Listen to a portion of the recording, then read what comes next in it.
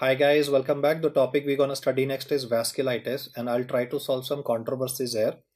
One, if they ask you what is the most common subtype of vasculitis when it comes to adult population, then when I was a student at your age, I used to always read regarding giant cell arteritis.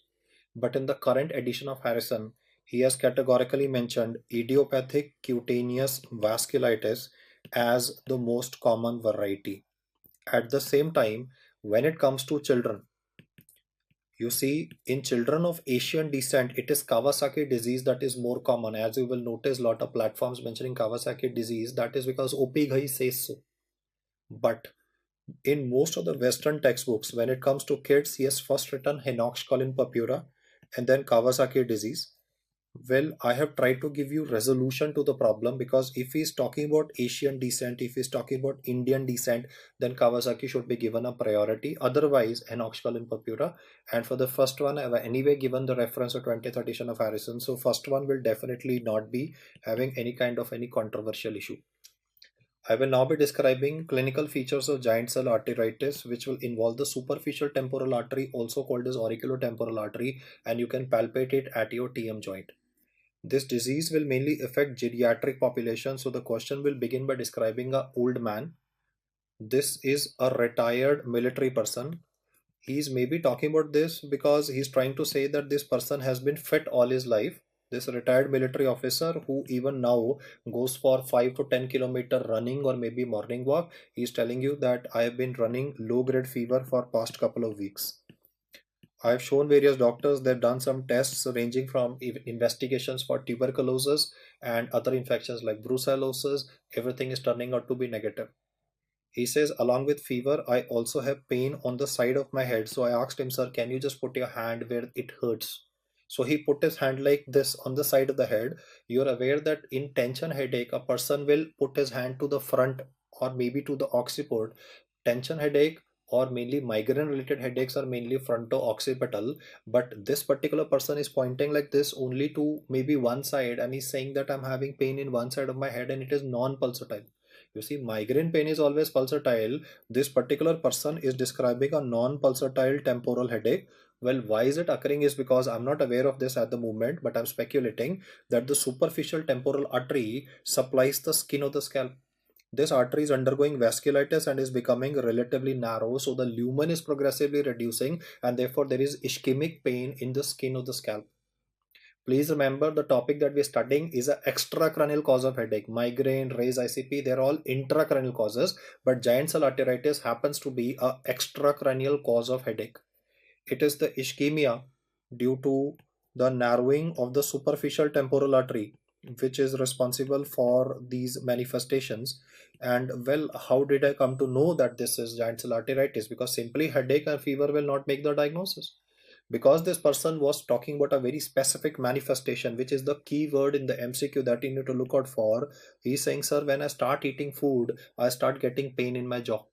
Jaw claudication can be seen either with temporomandibular arthritis, or jaw claudication can be a feature with giant cell arteritis, because the blood supply of the TM joint is hampered, and that is the same artery, superficial temporal artery. This artery will supply the skin of the scalp. The artery will also supply the TM joint. The narrowing of the artery is decreasing the blood supply, and therefore this symptom will come. I mean, this is so characteristic in your face kind of a manifestation that you don't read it anywhere else.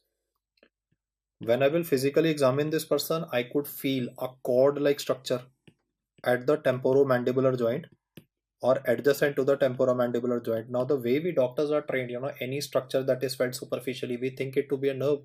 But I was thinking to myself, this can't be a nerve related to leprosy, because posterior auricle nerve that is involved in leprosy would be behind the ear, and here the lesion is anterior to the tragus. Based on these findings, I have decided to do a workup of this guy, which will involve two things. One is getting a ESR done, and the ESR report was very shocking. You see, ESR normal is 0 to 20 millimeter fall in the first hour for females and 0 to 8 millimeter in males. And in this guy, the ESR is 100 millimeter. I mean, what are the medical disorders where you get a ESR of 100? Though there's a huge list, I want you to remember the important ones from exam perspective: subacute bacterial endocarditis, multiple myeloma, and giant cell arteritis. I'm being very selective from the table where gross elevations of ESR are given in Harrison. It is Sabe, multiple myeloma, and giant cell arteritis where the values will touch 100 in the first hour itself. I mean, when you put the sample due to gravity, the RBCs will exhibit Rulex formation will settle down. So there would be a very grossly elevated ESR. In tuberculosis, you would have seen ESR of 50, 60. Most of the autoimmune disorders have an elevated ESR, but especially for giant cell arteritis, it is gross elevations. You see, normally ESR is only a prognostic test. No, they always teach you ESR is always prognostic, never diagnostic. But in this condition, when you read the diagnostic criteria, ESR gross elevation is mentioned as one of the features suggestive of diagnosis. I will be now doing a biopsy of this patient, and it might have to be repeated at more than one places. In fact, in this condition, the biopsy can also be having a therapeutic effect because it will cut the nerve endings and the pain sensation will reduce. The burning pain sensation, he may not use the word burning and stabbing because you see patients are not so descriptive like you and me. So actually it is a burning pain on the side of the head, but he is perceiving it as a headache. Most patients will not say burning pain. He'll just say, sir, I'm having headache one side of my head. So when I do a biopsy, it will have a therapeutic effect as well because it will cut the nerve endings which are conducting the pain. The biopsy of this patient will reveal a very classical finding, and that is why we call it giant cell arteritis, because giant cells will be demonstrated. You can read about this topic even from pathology, where you will find neutrophilic infiltration present in all the three layers of the blood vessel. I mean, right from intima right up to the outermost layer, you will be having a uniform inflammation or a pan arteritis. So apart from the giant cells component, I definitely want you to remember that it would be all layer of blood vessels getting involved in this case. For the management of headache of this person, I don't need to give any sumatriptan. I just need to give steroids as is the norm. In rheumatological disorders, the primary drug that is useful for management happens to be steroids. The topic is relatively a very straightforward one. He'll mainly describe temporal headache. I mean, this information that I've highlighted before you in the black box, if is given in any question, the first differential in geriatric age group should be kept like this. Obviously, if it's a younger patient, the causes of headache will vary, as I'll enumerate before you subsequently as well. There is also possibility very rarely that in these patients a branch of the internal carotid artery, because you see superficial temporal artery is a branch of external carotid. Sometimes in these patients internal carotid artery branch of ophthalmic artery might get involved, and because of the vasculitis of the ophthalmic artery, this person might even develop monoocular blindness. Two things that will always bring this disease to your notice in a multiple choice question will either be the word jaw claudication with temporal headache, or because jaw claudication is so in your face and easy to pick up, he might mention temporal headache with monoocular blindness as well. I have highlighted in the routine neurology sections that overall the most common cause of headache, why it would be occurring, would be called as tension headache, but this is always a diagnosis of exclusion. You need to rule out other intra and extracranial causes. If he changes the question to that of what is the most common cause of secondary headache, now do remember this word, the word is secondary headache, then the answer would be infection. Something like a sinusitis or maybe a rhinitis can even contribute to a headache component. But whenever it's going to be pulsatile headache, we are going to think in terms of migraine. You see, I'm not talking about thunderclap headache. Thunderclap headache is mainly in subarachnoid hemorrhage, though it can occur rarely in stroke also. But thunderclap headache as a term, thunderclap basically means headache will develop very fast. Over 1 minute, it will achieve maximum levels, and the person will be sitting. I mean, he's sitting like you and me normal, and suddenly when thunderclap headache begins, within 1 minute, the person will be sitting holding his head between his hands and will say, "I think my head will explode." So thunderclap word is used to develop the fast onset within minutes of the headache, causing extreme distress to the patient. Pulsatile headache was migraine. Then I've already highlighted if he says temporal headache. You see, it could be a long question describing multiple manifestations of a patient, but in every long question, there are some key points, and those key points are the ones which are basically to be focused upon. That would be GCA. If he talks about a question that begins by describing an occipital headache occurring in a patient, then first differential is still tension headache. If it is not tension, you need to keep in your mind possibility of hypertension and then even basilar migraine. I have handled these issues even in central nervous system component, but because we were talking about a geriatric age group patient coming with a headache, intracranial cause of headache in geriatric age group would be brain tumor. But the extracranial cause that we just studied is one of the leading causes of vasculitis. Remember, leading, not the commonest one, giant cell arteritis. Now I will compare these manifestations with that of HSP, henox-colon purpura, which has been asked as image-based question multiple times. One of the highlights of this condition is that it is a non-thrombocytopenic purpura. I want to highlight that once again because normally when you read purpura, purpura is a bleed. So first thought process is, why is the guy bleeding? Platelet count will be low. But in this condition, and that is the crux of most of MCQs, when you read the word non-thrombocytopenic purpura, this definitely gives a very distinct edge to the question as your final diagnosis. The antibody which is increased in this case is immunoglobulin A. Yeah, the same antibody that I've taught you elevated in Burgess disease in kidney, the same one is involved here, and this would activate the complement system, and we're going to talk about a complement mediated damage once again. Let us look at which are the body organs that can be affected by this immunoglobulin A mediated complement activation. One would be the blood vessels of the skin. They would be damaged, so they will easily rupture. Now, I want to highlight, imagine a child is sleeping. So when a person is sleeping, then due to gravity, the pressure will be mainly on the vessels on the back. So lots of time when this child will wake up, he will be having extensor purpura. Extensor purpura would mean that these bleeds would be present in the skin on the buttocks, on the back of the thighs, on the calves of the patient, or on the back of the patient. It is on the back side where the manifestations would be seen. So this is one of the keywords that help you identify the question. In fact, even when an image-based question on henox-colon purpura has come, majority of students have been able to make the diagnosis in the first 10 seconds itself just by looking at the image, because the purpura was very characteristic only on the back of the patient. A mother might say my child is having measles or chickenpox, because for them a red rash would be, a viral exanthema, but then measles rash will begin from behind the ear, so it will be relatively smaller maculopapular. Chickenpox rash would be maybe on the extremities, that would be dewdrops appearance with maculopapulovesicular rash. So there is absolutely no reason why a dewdrop rash or chickenpox can ever be mixed up with extensor purpura. Plus obviously history also, because there might not be any fever present here. The next thing that's going to happen is vasculitis related to GI blood vessels, because the gastrointestinal tract blood vessels are getting involved. Therefore this child will exhibit lot of fussiness. He may not be eating food, so mother will initially say that it's a fussy child, I'm giving him food, he's not eating. Well, you see, children are not able to explain the abdominal pain symptoms as well as adults. So lots of times the child might be crying and he's not eating food, and he might be pressing on his tummy. Now mother is asking, are you having tummy ache? So he might shake his head like this, because child doesn't know, this is tummy ache. That's first time for him that in his life that his tummy is hurting at 4 years of age. So abdominal pain, and then subsequently fussy eating or no oral intake along with hematochezia. That's gonna be an important movement, because fresh blood in the stool is definitely gonna alarm the mother, and she's gonna describe this to you. That happens to be important diagnostic criteria. The third one is blood vessels related to the joint space or related to the synovium. So once the blood vessels which are related to the joint are also involved, therefore joint pain and arthralgia will also come in. So we need to demonstrate all these manifestations in a patient with especially the skin involvement and the GI involvement. That is when we think in terms of henox-colon purpura. In fact, I can just from important textbook mention these features, though I've already highlighted them before you, but just to show you that this is what is given in the textbook.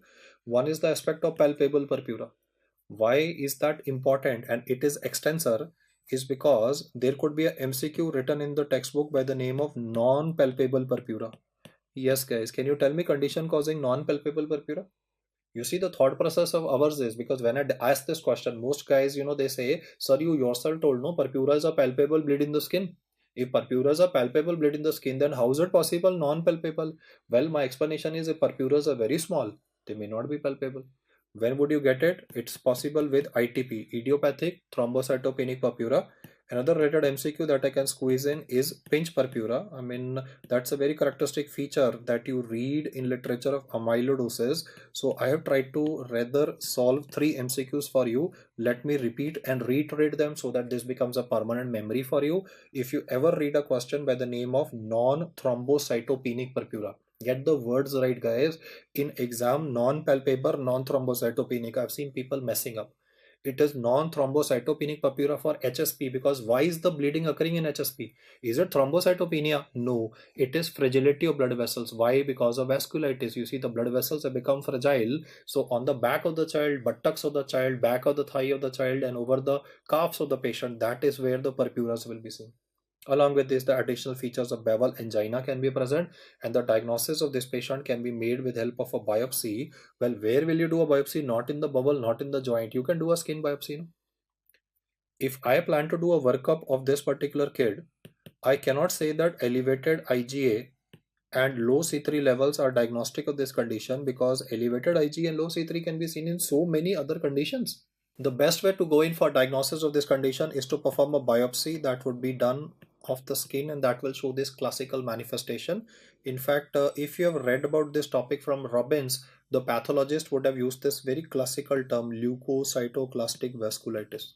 So I would like you to read this topic with the pathology lecture. I mean, you can just switch over to the pathology domain in case you have not listened to it fast, and then come back here so that you will be able to enhance your yield in this particular case. If I do a coagulogram in these patients, because the purpuras are being formed, so therefore there could be consumption. After all, there is going to be a vasculitis component. So because in these patients the clotting system is utilized, so therefore coagulogram might be deranged. It might be mildly deranged, but still in the MCQ, derangement of coagulogram can be given. And as is the norm in all cases of vasculitis, one of the primary agents that we will be using will be steroids. It's the bowel edema, which is, and the bowel pain, which is pretty disabling in these patients. You might think that this child is having an abdominal emergency. Lots of these kids, because of this hematochezia and severe abdominal pain, are actually thought to be having a surgical problem, but it turned out that this diffuse abdominal pain is primarily because of this disease process. That is, combination of all these features would help you in knowing that we are discussing HSP.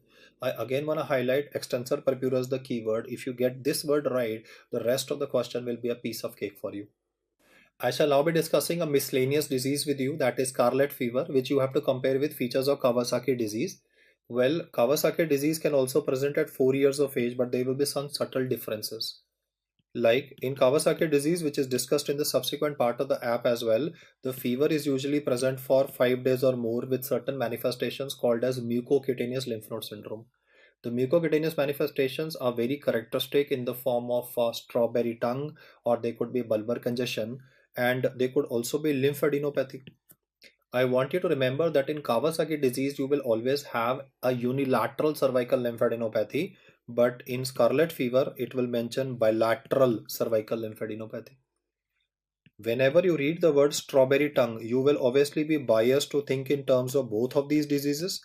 My objective is to sensitize you to the fact that should you think in terms of Kawasaki, which is an important cause of vasculitis in Indian children, or should you answer scarlet fever? That's the main objective of this discussion. And see what I'm writing next. The child is having a scarlet rash, which is present all over the body. That means simply a reddish rash with a sandpaper consistency. When you rub your hand or when you run your fingers over this rash, it will be very rough. Additional term that can help you in diagnosis from dermatology is Pastia's lines. Pastia's lines would be found at the flexular areas, like at the crease you will see these lines present where mild desquamation would be present.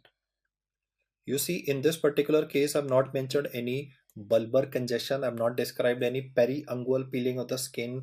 I've not described any perianal peeling of the skin. You can listen to the discussion of Kawasaki disease in the subsequent part of the app, but I just want to sensitize you to the fact that for diagnosis of Kawasaki, you need to demonstrate MCL.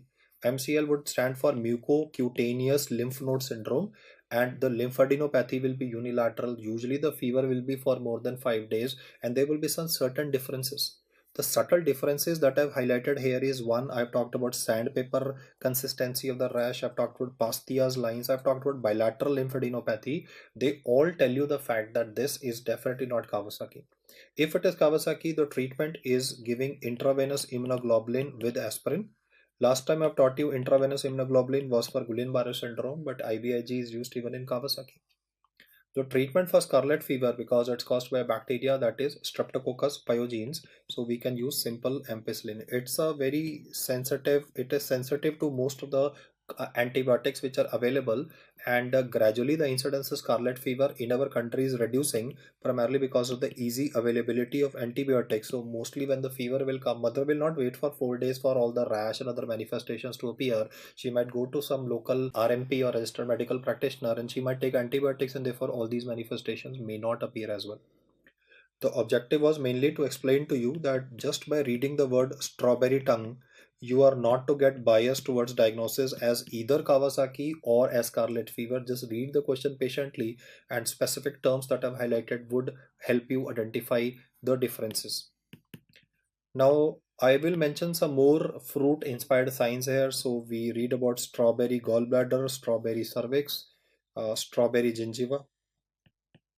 Apart from this, in ENT, you read about strawberry nose. I hope you recall that, no? Rhinosporidosis. And then would be strawberry tongue, is what we have just discussed. For the gallbladder, you will remember cholesterolosis. There is also an image of that in Bayesian love. Then for strawberry cervix, that would be Trichomonas vaginalis. For strawberry gingiva, that's a pure internal medicine question, guys. That would be Wegener's granulomatosis. Wegener's granulomatosis as a term has been removed from medical literature as of now. So now we don't use the word Wegener's granulomatosis, but we use the term granulomatosis with polyangiitis. I repeat that again. Wegener's word is replaced by GPA, granulomatosis with polyangiitis. For nose, I can make you remind from ENT itself, rhinosporiodosis. I think this was the easiest one, which I find everybody answers very well. And for strawberry tongue, it could either be Kawasaki disease or it could be scarlet. The discussion of Kawasaki disease is given subsequently with Behçet's also. I have described it because here I have mainly tried to focus on not Kawasaki but scarlet fever, because when I try to talk only about Kawasaki, people mess up between these two questions. So I thought rather than discussing Kawasaki at this point, it is better to discuss the manifestations of scarlet fever. The next topic that I'll explain to you is called as Takayasu's arteritis, which is also called as pulseless disease. This is an important cause of renal artery stenosis in India because it causes osteal narrowing. The blood supply to kidney is compromised, so low GFR, high renin hypertension will ensue. This time I am showing this blood vessel involving the arch of the aorta. Well, starting from the arch of the aorta would be the brachiocephalic trunk, which has been drawn at the moment. Then would be the left common carotid artery, and then would be the left subclavian artery. When it comes to the right subclavian artery, it will be originating from the brachiocephalic trunk, and then the right common carotid has been shown. This is the left subclavian artery. This is the right subclavian artery. This I've written is BT, that is the brachiocephalic trunk. The problem in this disease would be osteal narrowing. So I have shown osteal narrowing on both the sides, but I've shown it to be relatively more present on the left side because this happens to be the most common blood vessel involved. Now let us understand the implications in the patient. The blood supply on this particular side will be substantially reduced. You can see less blood will be able to go into the left subclavian artery as compared to right subclavian artery. So one of the main presentations in multiple choice question for this particular topic will be unequal blood pressure between the left arm and the right arm. The highlight of this particular topic is unequal blood pressure. Ideally, when you record the blood pressure, you should record it in both the left and the right arm. But in this case, you will always have this finding of unequal BP between the left and the right arm, primarily because of osteal narrowing.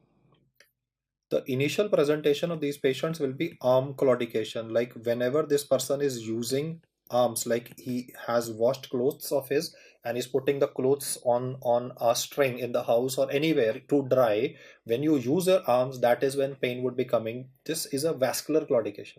Neurogenic claudication can be occurring due to disc prolapse. You see, if I'm having pain in my arms even at rest, when I'm not using them, it could be neurogenic. But if pain comes only when I use my arms, it would be an arterial cause. Initially, this arm claudication, the vascular cause may not be picked up, and this person, because of pain in the arms, might be going to orthopedician who might actually advise a MRI of the cervical spine. The MRI of the cervical spine in these patients might turn out to be normal or might show minimalistic changes of disc prolapse. You see, all of us have faulty sitting habits, so little bit of disc prolapse can occur in any one of us, but that does not mean that it will impinge on a nerve root and cause pain. This particular patient is not having any abnormality of the MRI, but still the orthopedician prescribed him gabapentin or pregabalin. The pain in his arm is still persisting. He came to the physician now. He showed me a prescription saying, see, I got a MRI cervical spine normal, but still I have pain in my arm, especially when I use them. On listening to this complaint, I checked the BP of this guy between the left arm as well as the right arm, and I noticed the fact that there was a disparity. Now, what is the disparity? It will be lower on the left. And I'm not saying higher on the right. I'm saying it might be lower even on the right side because costal narrowing is present on both sides. But the problem is that ostial narrowing on the left is substantially more. So therefore, sometimes you may not be able to even appreciate the radial artery of the patient.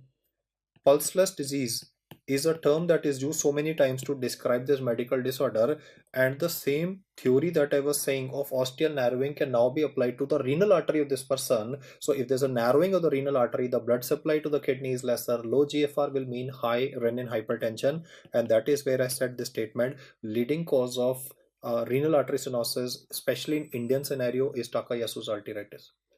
I would like to remind you the fact that renal artery stenosis is a separate topic in the renal section. I've highlighted that if a person is after 60 years of age, he's a big time cigarette smoker, and you are having a renal artery stenosis, then your answer would be atherosclerosis of the renal artery. Please remember, in 60 years of age, atherosclerosis will cause an entire longitudinal narrowing. The whole length of the artery will be narrowed, but in Takayasu's arteritis, it will only be the ostia, the starting point of the artery. Remaining artery caliber is normal. It is only the ostia that will be relatively narrowed. If I talk about a young female from America, right, and she's having renal artery stenosis, then the disease that is usually not found in India but is seen abroad is fibromuscular dysplasia, FMD. But when you talk about India per se, then it is the topic that we are discussing at the moment, which might actually present with arm claudication. The topic of RAS has been discussed even separately in the kidney section. This is the details that I want you to remember primarily for Takayasu, for which the investigation of choice would be a MRA. You see, for blood vessels, we obviously need to do angiography. The treatment of choice for Takayasu's is steroids. Some additional facts which also need to be understood and remembered from this discussion is that in a normal person like you and me, like I'm sitting on a chair at the moment when I'm teaching you, so the BP in the legs will be higher because of gravity. In a normal individual, BP in legs is more than the BP in the arms. Why? Because of the gravity component, and the difference between these two blood pressures in the leg versus arms is less than 20 millimeter of mercury. If you get a MCQ which is opposite, BP in the arms is more than that in the legs, reversal, then it is a feature of coarctation of aorta and has been taught in the cardiology section. I also want you to remember that if the BP in the legs, listen to this carefully, the BP in the legs is more than that in the arms. That is same as you and me. But the difference here is substantially more than 20 millimeter of mercury. Then we call it Hill sign, that is found in aortic regurgitation. Do remember the subtle variations that I have mentioned. The details are BP differences in upper and lower limb for a normal person versus coarctation of aorta versus a patient of aortic regurgitation. What are the medical disorders that have been discussed till now where unequal BP between left and right arm has been specially substantiated or highlighted is what I say next. This is discussed in cardiology section. Again, a quick recap. Supravalvular aortic stenosis, that is written as SVAS. Here you have a conda, COANDA, conda effect, which contributes to this unequal BP. The jet of blood preferentially tends to go towards the right side. Then is the topic that we discussed, Takayasu.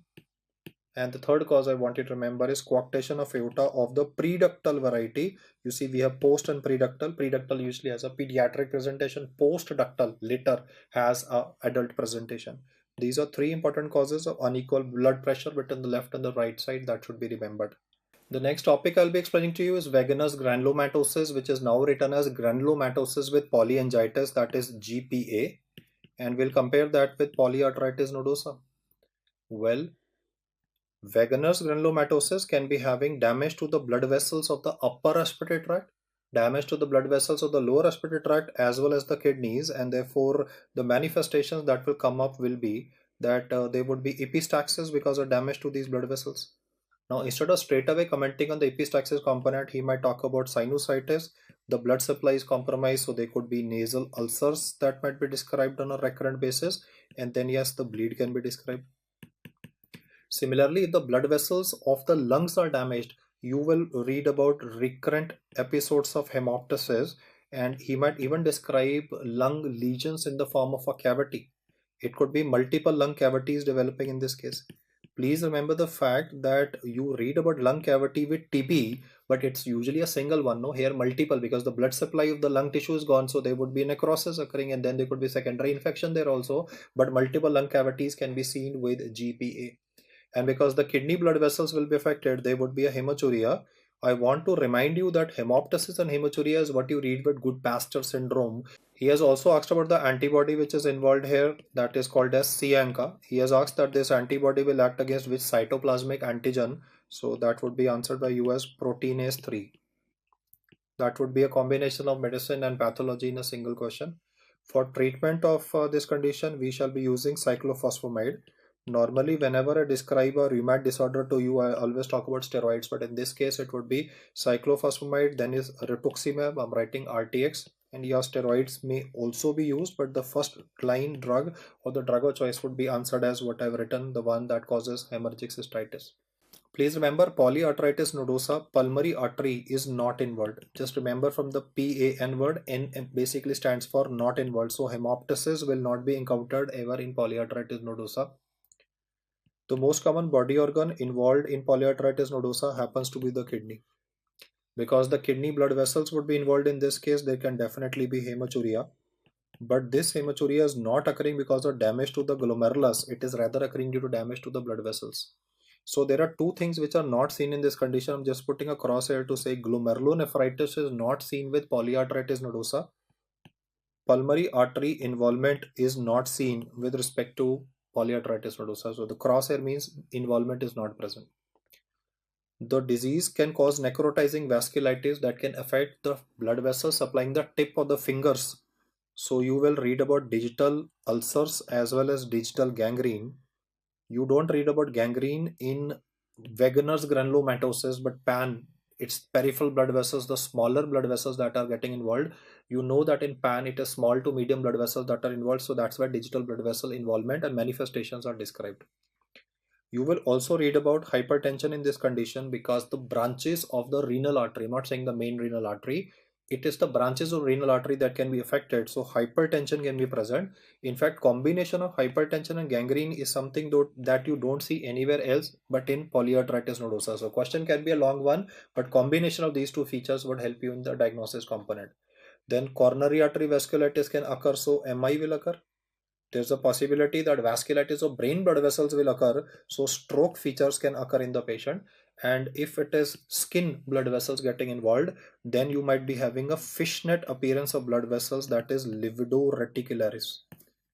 Fishnet appearance on skin biopsy immunofluorescence is what you read with pemphigus vulgaris, but here I'm talking about simply not a biopsy. I'm just saying the physical appearance of the skin to naked eye. I'm not talking about any immunofluorescence study. To the naked eye, there would be a fishnet appearance of the blood vessels running in all directions, which we call as livido reticularis. The antibody that can be present in this case is P-ANCA. Though P-ANCA, where is it strongly positive? I'll mention on the subsequent slide. P-ANCA positivity can be present. I'm saying can be present. And he has also asked in the exam that this alphabet P, that's for the perinuclear antigen, is saying that this is directed against which antigen. So your answer would be myeloperoxidase. Two pathology domains here, proteinase 3 and then myeloperoxidase are the targets which are being affected in this particular case. Conditions where P-ANCA is going to be strongly positive. One of them is microscopic polyangiitis. The second is Churg-Strauss syndrome that you have read in pathology also. In fact, this Churg-Strauss syndrome name has also been discredited now. No? The current name is eosinophilic granulomatosis with polyangiitis. It is written as EGPA. GPA I've already told you, granulomatosis polyangiitis, just prefix the word E before it. And third time P-ANCA strong positivity has been discussed with respect to primary sclerosing cholangitis, which has been discussed in the liver section. The diseases which I want you to remember at the moment are, I would call them as microvascular vasculitis, because small blood vessels are involved here. The names are granulomatosis with polyangiitis, microscopic polyangiitis, and then eosinophilic granulomatosis with polyangiitis, EGPA, which is alternative name for Churg-Strauss. What I'll do here is try to link up the information of pathology with clinical domains. So we'll just make a table where we can compare these disorders. I'll talk about whether do you have a granuloma formation on a biopsy finding.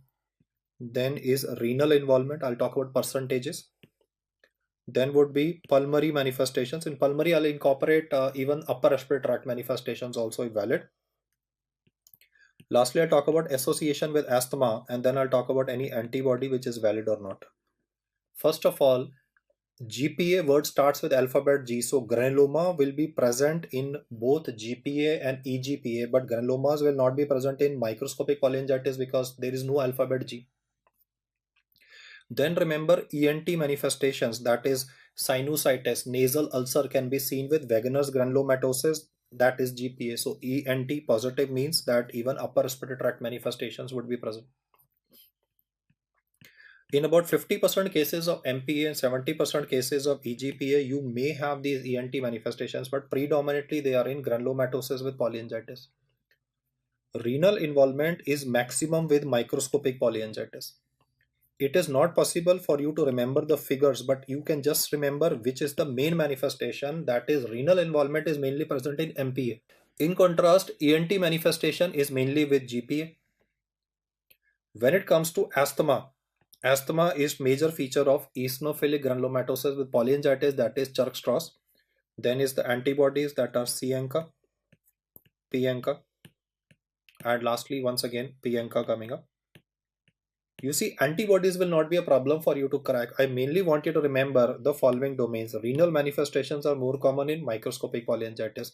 ENT manifestations are mainly present with respect to vaginous granulomatosis, and asthma is mainly a presentation related to eosinophilic granulomatosis with polyangiitis. Now, because I've written the word eosinophilia here or associated with eosinophilic infiltration, so there is a possibility that to help you in the question, he might mention about this particular person developing eosinophilic gastroenteritis or eosinophilic esophagitis. Remember in the GI tract, I've talked about a feline esophagus with that corrugated appearance of the esophagus. That feline esophagus was discussed for eosinophilic esophagitis that may be associated with Churg-Strauss syndrome.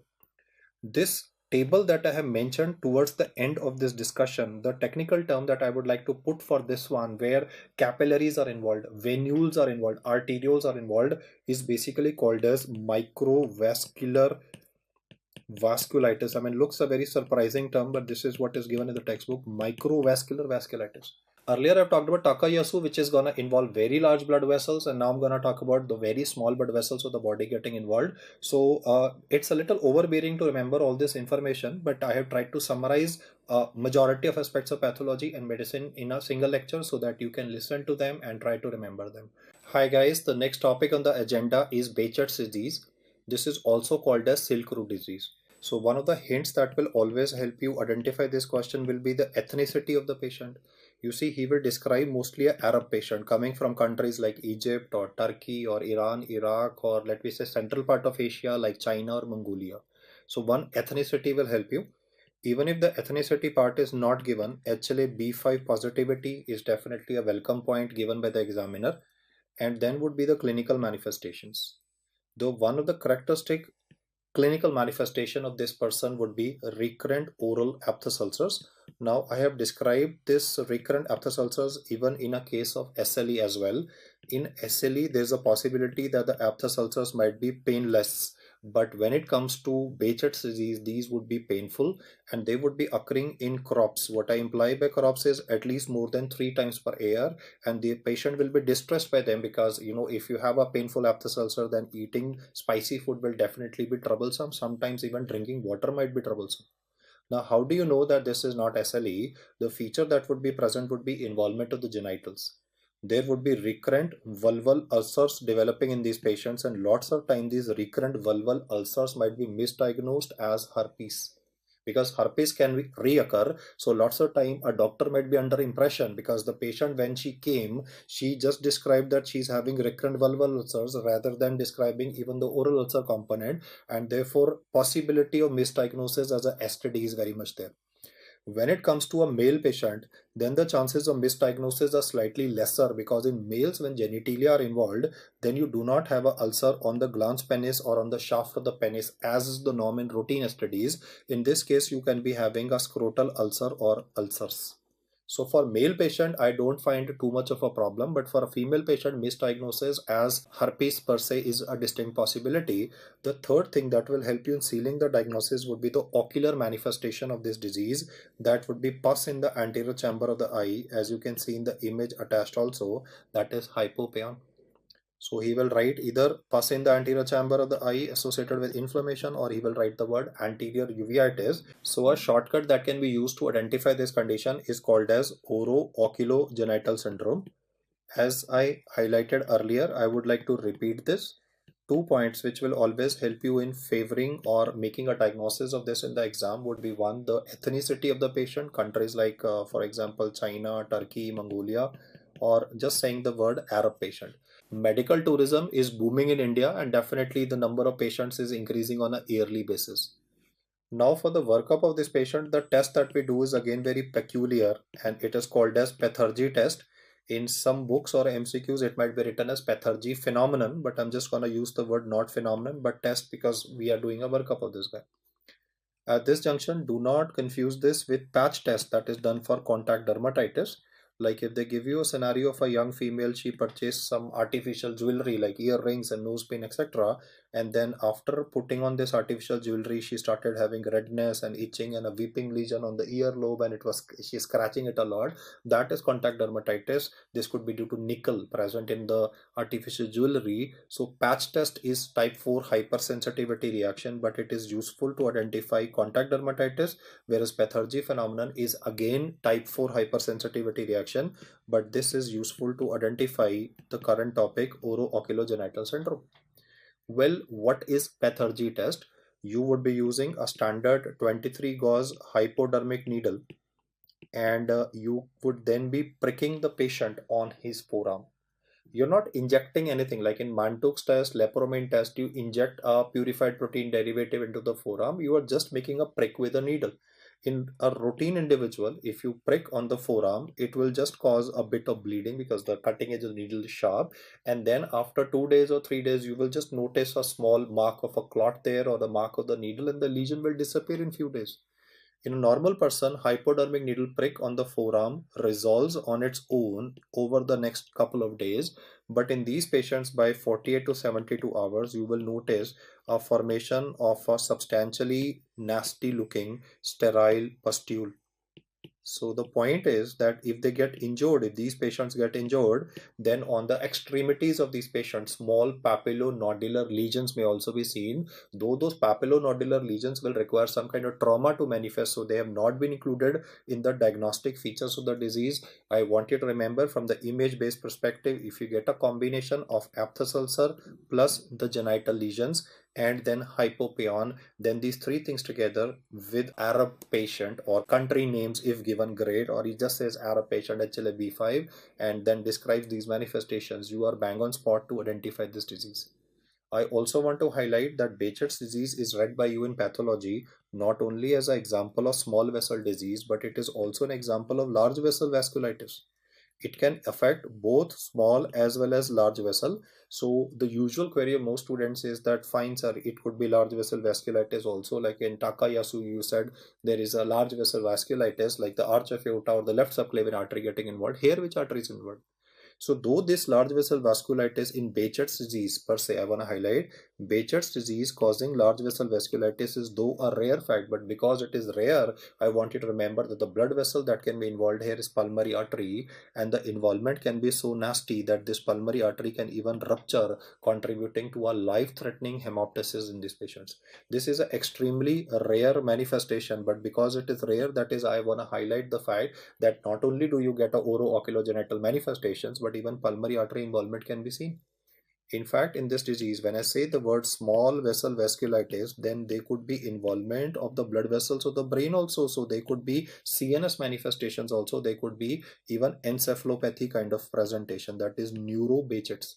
We read about neurosyphilis, we read about neurosarcoidosis, but today I'm telling you that there could also be neurobachet's disease, which could actually be misdiagnosed by you initially as maybe herpes encephalitis. I said herpes encephalitis because you see this lady was having recurrent genital lesions, so I thought it is maybe herpes, and then she's acquired a herpes encephalitis also. The word is neurobachet's, for which the presentation will be of encephalopathy and it will respond to IV prednisolone. It will respond to steroids because this is an autoimmune disorder. Coming to the treatment of this condition, I will be using topical steroids primarily for management of the oral lesions as well as the genital lesions of the person, but not for ocular, because you see, if you're using steroids in the eye to treat this, there could even be a perforation of the cornea that might go undetected. So if in a multiple choice question he especially mentions regarding the ocular manifestation of Behçet's and he says what would be given for treatment, the answer would be given not as topical steroids, it would be as a thiorpin. This is usually neglected by most of people, so I just want to highlight the topical steroids are good for oral ulcers as well as the genital ulcers.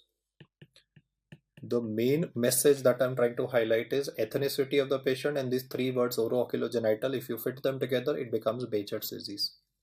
You could rarely be having neurobehçet's also, for which we might have to use even IV methylprednisolone. Initial presentation is of encephalopathy. There might be unconsciousness or there might be abnormal behavior exhibited by the patient. In some cases, there might even be cortical venous thrombosis, but then all of this begins to respond once you have put the patient on the right treatment. Now, just like I described before you a disease which is having this shortcut oro-oculogenital, I next want to describe a disease to you where we will be having again three words coming up together, that is mucocutaneous lymph node syndrome. I'll give a description also how to crack this, but at the moment I just want you to remember the terminology. Kawasaki disease is what we are discussing next, and it can be cracked by the usage of word mucocutaneous lymph node syndrome. If you ever read a question that begins by saying ECG findings of MI are present in a 4-year-old child, you see, MI is what occurs at maybe 40, maybe 50, maybe 60 years of age, or maybe even older. In India, obviously, heart disease can occur relatively earlier, but then ECG findings of MI in a 4-year-old child is definitely not normal. Let's now understand how did this actually evolve. So I'll be giving an explanation for why this happened in the child, and then you will be able to relate to this particular question on Kawasaki disease relatively better. In the initial consultation, when this 5-year-old child was brought to me, he was having fever for past 5 days, and the mother had taken this child when he was having fever for only 1 day or 2 day to the nearest pediatrician. He had maybe suggested testing for COVID, which turned out to be negative. The family was tested for COVID. The mother is not having any fever. Father is not having any fever. Child is only having fever. Still, they tested everybody for COVID-19. It was negative. So the doctor thought that this could be related to any routine bacterial infection, and paracetamol was given. Along with that, maybe amoxiclav was given, because lots of time in children you have bacterial infections coming up. So the general physician or the pediatrics person had prescribed amoxicillin clavulanic acid together, and the child has been taking this medicine, but the fever is persisting. Now, when this mother brought this child over to me, like I'm practicing like a general physician, so I might be getting all kind of patients. No, it might be adults, it might be pediatric cases also. So I told the mother, by looking at the prescription of my colleague, that ma'am, I would suggest you to take your child to the same doctor, because he's already seen the case once, so he can at least evaluate it subsequently. This mother was a little adamant kind. She said, no, no, doctor, we have been to that doctor, we did not get good relief, so I want you to have a look at my child. Well, I'm not going to refuse the patient if she's so insistent. So I just put my hand across, like a child is sick. If I try to put him on the couch and examine him, he might start crying. I don't want to disturb a sick child. So the child is still in the lap of the mother, and I just put my hand across and I'm just palpating gently the lymph nodes in the neck of this child. And what I found was a unilateral cervical lymphadenopathy of this kid. When I found this cervical lymphadenopathy, I thought it is tonsillitis which is contributing to this manifestation. So I told the mother, let the baby be in your lap. I'm going to put in a tongue depressor and I'm going to evaluate the tonsils of your child. And she asked the child to open his mouth, because obviously if you ask the small child to open his mouth, he's going to just turn his head away, hide into the mother, and he's going to be very afraid of this alien environment that you created. So the mother somehow convinced the child to open his mouth. I put in the tongue depressor. I thought the tonsils would be inflamed. They would be red. They might be exudate covering the tonsil. They might be pus points on the tonsil like follicular tonsillitis. None of that. Tonsils were normal size. They were not even red. They're not even inflamed. So I'm thinking at the back of my mind that, man, it's not even tonsillitis and still there is a lymphadenopathy. So what could be the reason? Now when I was withdrawing the tongue depressor, that is in the, I was shining a light obviously. So I, in that fading light, when I'm removing the tongue depressor fast, you see in that light I could notice that the tongue of this child was looking a little different from the normal appearance. So the next feature that I picked up accidentally during this oral examination where tonsils were normal was strawberry tongue. In this medical condition, initially the strawberry tongue may not be red, it might be white. So that question was asked, white strawberry tongue is a feature of, answer is Kawasaki disease. And then the same patient, the later part of the illness, this white might be replaced by red. So there might be exfoliation occurring and then the white would be replaced by red. So white strawberry and a red strawberry are sequential manifestations that can occur in Kawasaki disease. I next asked the mother, please remove the t-shirt of the child or the shirt of the child which he is wearing, and I noticed there is a rash. This rash was relatively red in color, so I'm using the word scarlet. Scarlet also means red. Now, traditionally, when you read about the rash component, you are thinking in terms of scarlet fever, because scarlet fever again would be having a strawberry tongue.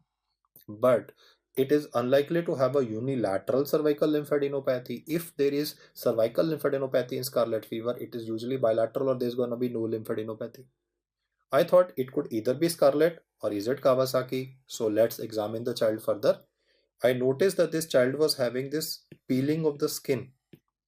This peeling of the skin can be present at the tips of the fingers, periungual, but actually starts from around the genitals.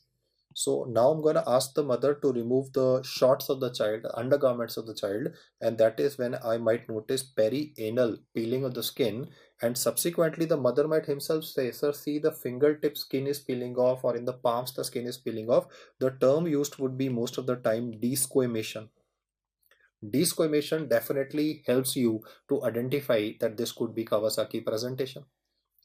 I asked the mother, okay, put the clothes back on the child. I've did a physical examination. I've noticed he's having a rash, he's having a peeling of the skin. When she has put back the clothes on the child, I just had one last look at the child and his eyes were bloodshot red. I asked the mother, ma'am, are you sure? I mean, the eyes look so red. She says, yeah, doctor, it's been so for last 5 days. Bulbar congestion. But it is non-purulent. Like I asked the mother, is there any discharge in the morning? Is there, because if it's purulent, if it's bacterial conjunctivitis, there would be a purulent discharge. She says, no, there's no pus. So what I am highlighting before you are certain points which are mentioned as American Heart Association criteria for identifying Behçet's disease. How to remember so many manifestations? I want you to focus on the words that I say. One is the word muco that I highlighted in color black. Muco would mean that this child could be having manifestations like strawberry tongue, or there could be a bulbar congestion.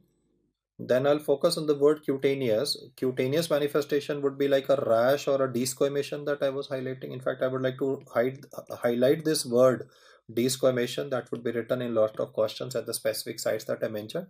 And lastly would be lymph node syndrome. So I highlighted there would be a unilateral cervical lymphadenopathy.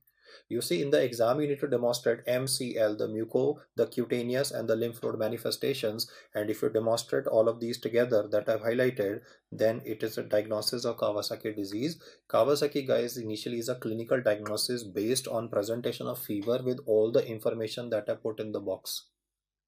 Please remember the fact it is no big deal that you can misdiagnose this particular condition as scarlet fever also. But the points against scarlet fever would be that one, scarlet fever may not have this bulbar congestion. Scarlet fever per se may not have this unilateral cervical lymphadenopathy. Either there would be no lymph nodes in early part of the disease or bilateral cervical lymphadenopathy. Then you read about terms like pastia lines and the rash having a sandpaper consistency. So had I used these terminologies, which I've obviously not done in the box, then I could have thought in terms of scarlet fever. I want to highlight the fact that scarlet fever is always the first differential diagnosis in a developing country like ours, where you get a strawberry tongue. But along with strawberry tongue, you need to look for these words either in image base, or let me say the theory component that he's highlighting them, pastilla lines and sandpaper consistency of rash. If he highlights along with strawberry tongue, then it is scarlet fever. Otherwise, if he highlights words like unilateral cervical lymphadenopathy, bulbar congestion, desquamation occurring at the tip of the finger, you should think in terms of Kawasaki. When I told this mother, ma'am, I think that your child is having a cardiac issue. You see, guys, this mother is gonna freak out. She's gonna say, sir, you're overdiagnosing my child. Come on, my child is only having fever, na? And you are telling me my child is having a heart disease. I want you to understand that Kawasaki disease basically has coronary artery vasculitis, and this coronary artery vasculitis is manifesting in the form of these manifestations. So initially there is a high probability that you may not be able to identify the condition, or even if you did, there's a distinct possibility that mother might think that you are overreacting. Therefore, this mother, she said, no, no, doc, I think that you are not good enough to handle my child. I'll go back to the same doctor or show some other child. You are telling me my child has a heart disease and he can have a heart attack in future. This mother has not followed my advice. Now, please don't note down. Just listen to my words very carefully. I had a mother, a anxious one. She's doing doctor shopping. She's already shown one pediatrics guy. Now she's coming to a general physician. She's asking about, okay, what is the diagnosis of my child? I said, ma'am, there could be a cardiac issue. She thinks I'm overreacting. She left my consultation chamber, or whatever treatment that I gave, she did not even bother to give it to the child. Now it is day 14, or even later, subsequently she is continuing with doctor shopping, and subsequently this child started developing chest pain. Now a 4-year-old child cannot describe chest pain. Therefore, most of the time, the child will become unconscious, because you see, this coronary artery vasculitis has triggered a MI in the child, though it may not happen in all cases, but there's a distinct possibility that if Kawasaki remains undiagnosed and untreated, there could be myocardial infarction in a child, and that could trigger a syncope. Now, because this child was unconscious, he was brought to my hospital. Let me say I'm running a nursing home. So, I mean, it's nearby the residence of this lady. So she brought the child over to my clinic, and I recognized that that's the same lady with the same child who had come to me a couple of days back. And I told her also, ma'am, you had come to me earlier, and she acknowledged that fact. In any unconscious child, you are supposed to run a ECG, and when I ran a ECG, I was in disbelief that am I seeing a ECG of a child or ECG of an adult patient with ST elevation MI? You can see very characteristic ST elevation MI with a T wave inversion in the ECG of this child, and I was surprised. I first thought this is not this child's ECG. Well, then I had to obviously treat the ST elevation in this case. I have taught you that for ST elevation myocardial infarction, we need to do a primary percutaneous coronary intervention. But the device, I mean, children's coronary arteries are very small. As a result of it, we cannot do PCI in children, because the balloon that is required, the technology that is required is not available usually in India and even most hospitals in America. So we will have to do thrombolysis of this child. Now, writing this is very easy. You would understand biggest side effect of thrombolysis is hemorrhage, brain hemorrhage. So if you are doing thrombolysis in this little child, if you tend to overdo, if you try to do, or if you give a higher dose of thrombolytic drug than what is required, the child could end up with brain hemorrhage. So first you need a doctor to be aware of this fact that child can also have a MI. Assuming the doctor has seen a case like this before, then you need a doctor who's skilled enough to do thrombolysis in this child. But even if you do thrombolysis, then you open up the blocked thrombosed coronary artery, the vasculitis component is still untreated. For the treatment of the vasculitis component, you will have to start this patient on intravenous immunoglobulins, that is antibody against antibody that will handle the vasculitis component in this particular case. So this is an unfortunate scenario due to which the child can even die. I'm now putting a line over this information to say that all this could have been prevented. All of this could have actually been prevented had I been a little more patient with this lady. You see, when she came to me in my previous consultation, I told her, ma'am, your child is having a heart issue.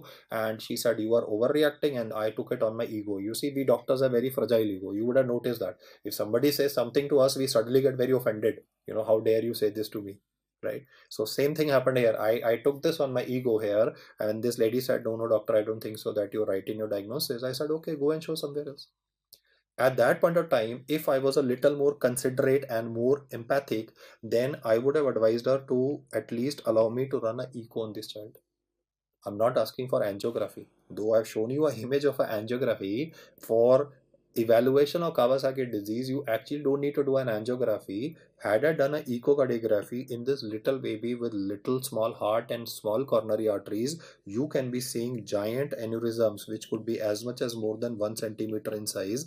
Guys, in this condition, actually the vasculitis damages the coronary artery to the level that they could be aneurysms. These aneurysms can obviously be visualized on uh, uh, a coronary angiography, but there is no need for even doing a coronary angiography. Most of the time, even echo they can be visualized. So had I been a little more patient and done an echo of this child on the earlier presentation, that was around about the 5th or the 6th day, I would have told this mother that, ma'am, I would like to start your child on combination of aspirin plus immunoglobulins. Last time I taught you intravenous immunoglobulins was for Guillain-Barré syndrome. Last time I taught you aspirin, especially from pediatric perspective, was rheumatic fever. Today I'm teaching you aspirin plus IVIG combination. If they ask you to select one, your answer will mainly be intravenous immunoglobulins. Please remember echo that I've written here in red color is outside the green box. I wanted to highlight that the American Heart Association criteria that I have explained to you for this particular topic do not include echocardiography. Though the laboratory reports may even be given, thrombocytopenia or counts might be given, CBC of this person, or even positive CRP in this case, I want you to understand that no blood tests are included in the AHA criteria for diagnosis of Kawasaki disease. Echocardiography, angiography, none of them are included in the diagnostic criteria. We have to evaluate and rule out scarlet fever. We have to rule out tonsillitis in a child. That is when we think in terms of Kawasaki, which is a rare disorder. And yes, I mean, per se, I can say that this is the important cause of vasculitis in pediatric age group. Overall, in pediatric age group, it is Henoch Collin Papura. Though I think you are very clear, and I know you are itching to actually send me a message across at the moment saying, sir, that in some forums it is written that Kawasaki is the commonest cause of vasculitis with reference of Opigai. I just want to highlight that if you look at Nelson still mentions the commonest cause of vasculitis in pediatric age group as Henoch Collin Papura. The incidence of HSP is obviously relatively more as compared to that of Kawasaki disease. That's the reference that I have from Nelson, and I think that Nelson would be having more credibility over the Indian book Opigai. No disrespect to any book or any forum. I just want to highlight that this controversy has been there since I was a student.